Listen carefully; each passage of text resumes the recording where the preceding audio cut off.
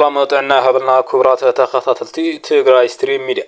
لومي زبلنا يوم اواناون حدشتن حبريتات حيزنا لكم مزينا لنا نمكتتالكم اقدمنا بخوري بمعدة نزي علت كابز حزنا يوم كاند زعباتات نبالي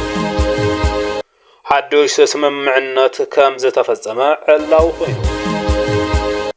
مخالقات سراوي تيغراي سروع مرددا كسع زغبر صتا اخبيرو سلطان كركب مدلوات كمزلون يقلصالو زرزرالو جنرال تادسه اب موصا ايته ጌታቸው ረዳ ዝነበረ ግደ በህወሓት ወፂኡ ደገፍቲ ህወሓት ጀነራል ታደሰ ምስ አብይ አህመድ ውሽጣው ስምምዕ ገይርሉ እዩ ዝበልዎ ጉዳይ ድማ አውጽየማሉ አብ ዓፋር ሰራዊት ይፈርሰሎ ተባሂሉ አብ ዓፋር ዘለው ዕጥቃት ተጋሩ ድማ አብ ሓደጋ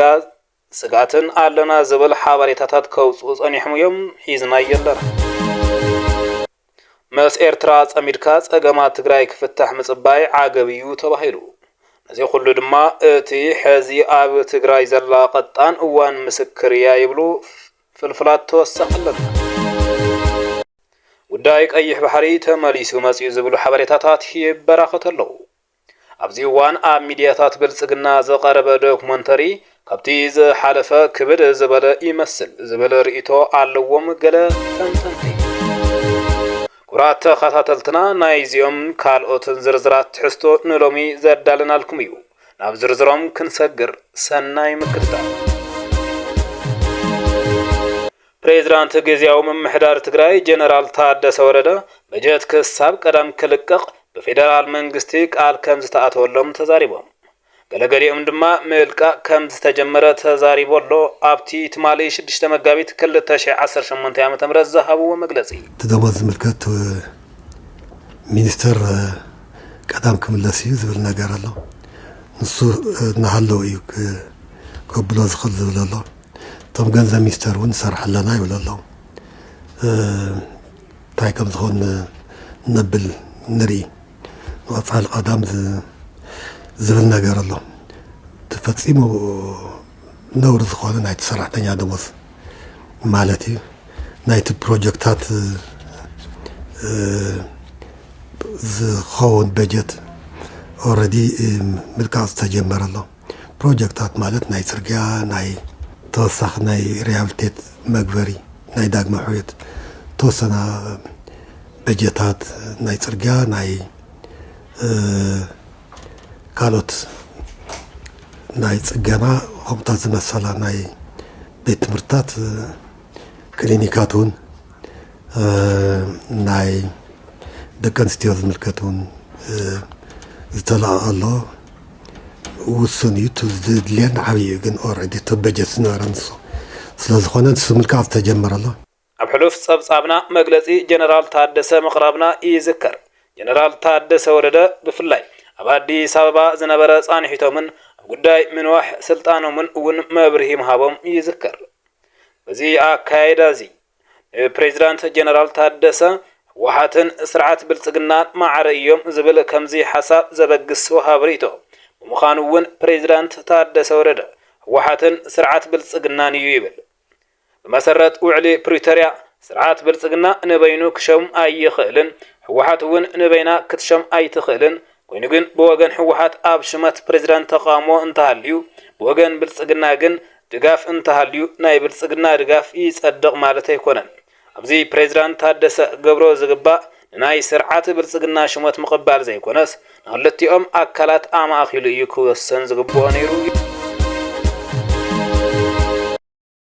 ወዲ ወረደ ምስ ኣብይ ኣሕመድ ስምምዕነት ነይሩ ወይ ኣነ ተዛሪበ ጽባሕ ንጎ ኣይሓሰብናዮ ነርና ከይትብሉ ከምኡ ዘይገመትናዮ ነርና ከይትብሉ ከምኡ ክብል ዝደሊ ኮነ ኢሉ ህዝቢ ትግራይ ንኽሽውድ ንኸታልል ተዓጢቑ ተለዓለ ሰብ እንተዘይኮይኑ እንዳነገርናዮ እንዳሃለና ከምኡ ዝኸውን ኣይመሰለንን ኢሉ ብሕጂ ዝሓስብ እንተኮይኑ ሽርሒ እዩ ሽንገላ እዩ ዝበቃ ትኽክል ኣይኮነን ስለዚ ስምምዕነት ወዲ ወረደን ኣብይ ኣሕመድን ሓደ ክልተ እንዳበልኩ ከረዳእኩም እዩ ቅድሚ ሕዚ ሕወሓት ዘይፍረስካ ድቃስ የለን ከም ዝበለ ወዲ ወረደ ኣቕሪበ ንመነመን ከም ተዛረቦም ኣቕሪበ ቅዳሽ የብለይን ኣነ እንድሕርቱ ክገብሮ ዝግባእኒ እንድሕር ገይረ ድሕሪ ዘሎ ፀገም የለን ንዓይውን ዘተሓሳስበን ኣብ እዋን ጌታቸው ረዳ ካብ ትግራይ ናብ አዲስ ኣበባ ዝኸደሉ ጉዳይ ነቲ ኩነታት ዋና መንቀሳቐሲ እቲ ዕልዋ ዝነበረ ጀነራል ታደሰ ወረደ ነይሩ ክብል ጥላሁን ጎዲፋይ ሓቢሩ ትግራይ ተገበረ ዘመነ ጌታቸው መሓዚው ወርሓዩ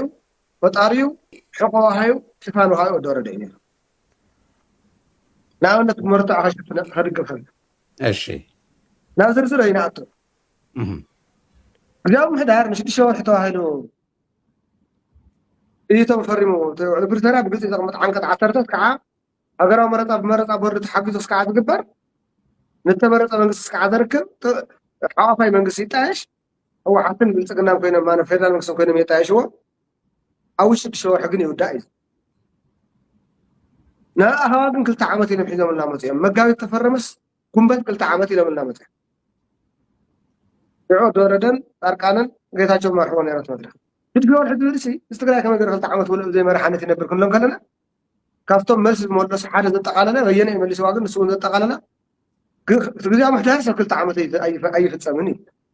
أي ودأن أي ودأن how do you know كجمر كلام سب خزيام حدار مالك سككر ندي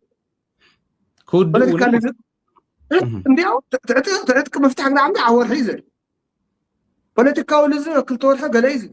عافا من قصة وشو عتم حالت جلا غير كاس شو الحبر عم يأكل كل عنا نزل بيننا غير كذا ድሕሪ ስልጣን ፕሬዝዳንት ጀነራል ታደሰ ወረደ እውን ብንደመቀ ዘውድን እሸቱ ደመላውን ዝቀርብ ሕቶ ዘለዎ ሰነድ ብመንግስቲ ትግራይ ቀሪቡልና እዩ ዝብል ጥላሁን ድሕሪ ተቃውሞ ጀነራላትን መራሕቲ ሕወሓትን ምስ በዝሖ እዩ እቲ ሰነድ ክጠፍእ ክኢሉ ይብል ወሲኹ ጥላሁን ጎዲፋይ ኣብ ዛራ ሚድያ ኣብ ዝገብሮ ጻንሒቱ እውን ናብ ውሳነ ከይነኣቱ ድሕሪ ኣኼባ ስምምዕነት ፋሕ እናበልና እዩ እቲ ፀገም ይብል ودورة بعلي ركوا مثلا نسي الرئيس من الاستنارة يا ترى دي التنارة هو حاتم يعرفكم اللي سيقولني هو حاتم رايحكم اللي سيقولني سراوي تبرايكم اللي سيقولني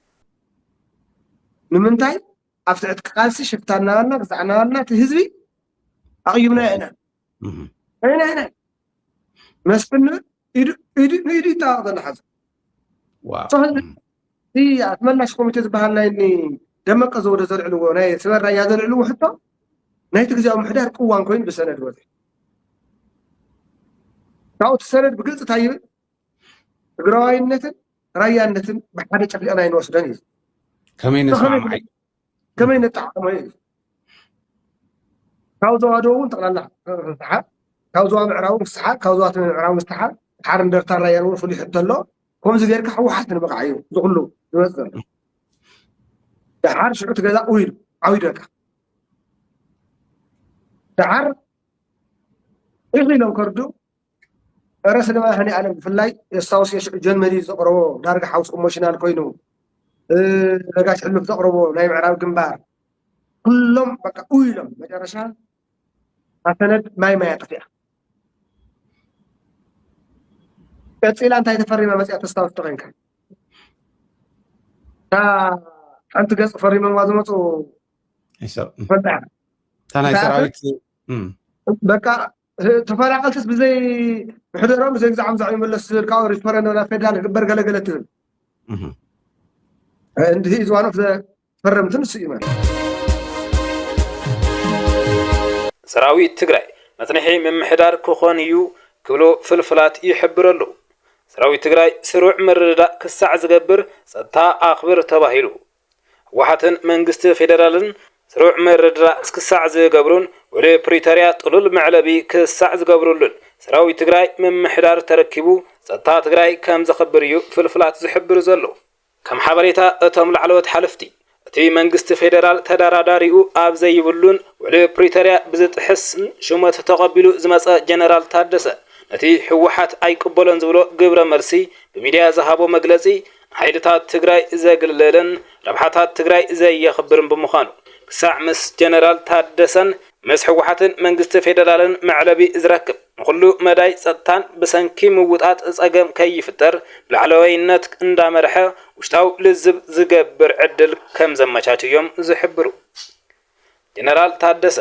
ካብ ውዕሊ ፕሪቶሪያ ወጻኢ ስለዝተሾመ ከም ዶክተር ሙሉ ነጋ ዶክተር አብርሃምን ብብልጽግና ተላኢኹ ከም ዝተሸሙ እዩ ዝቁፀር ዝበሉ እቶም ፍልፍላት እዚ ኣካይዳ መኸተ ዝሕምሽሽ ትግራይ ናብ ሓደጋ ዘእቱ ስለ ዝኾነ ጥቡቅ ክትትል ከም ዝግበረሉን ኣብ መንጎ መንግስቲ ፌደራልን ሕወሓትን ኮነ ጀነራል ታደሰ ወረደ ምርዳ እንተዘይተፈጢሩ ነቲ ዳግም ንኽጣየሽ ዝተወሰነ ቤት ምኽሪ ብምርኻም ነባር መንግስቲ መሊሱ ከም ዝርከብ ወሲኾም ሓቢሮም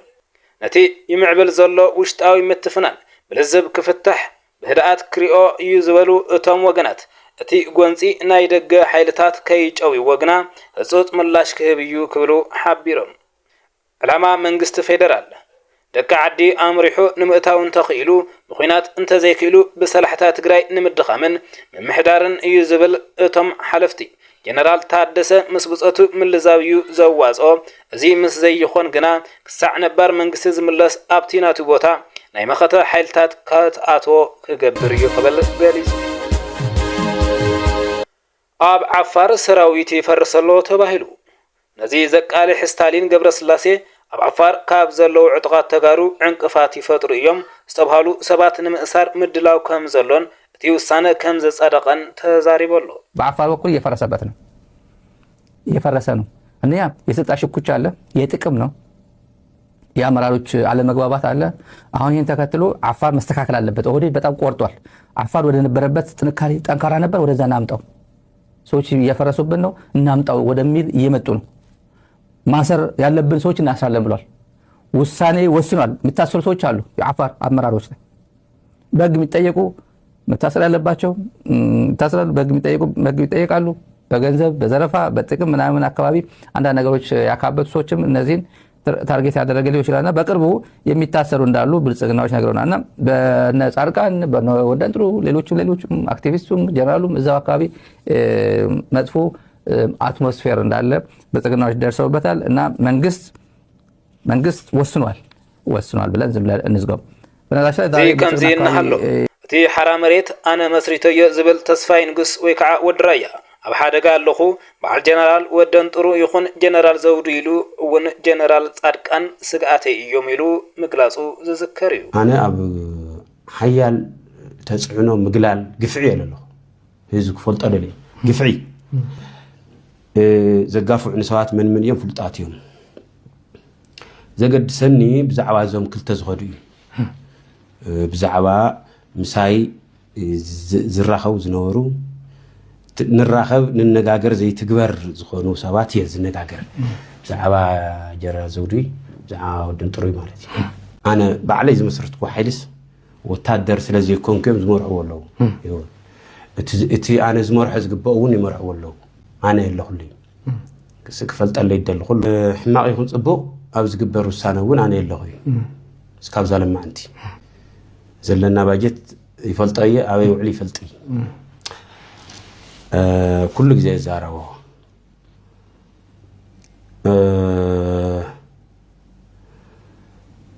كله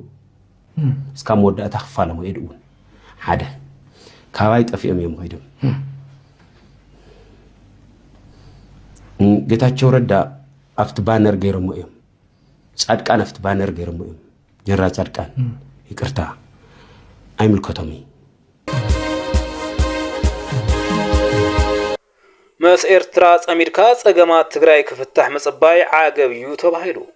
نزيز زبالو تنتنتي تجارو إسياس أي بحري إذا أكل حزو كل عين شغطات بتجري كأتولو زس بفطر بر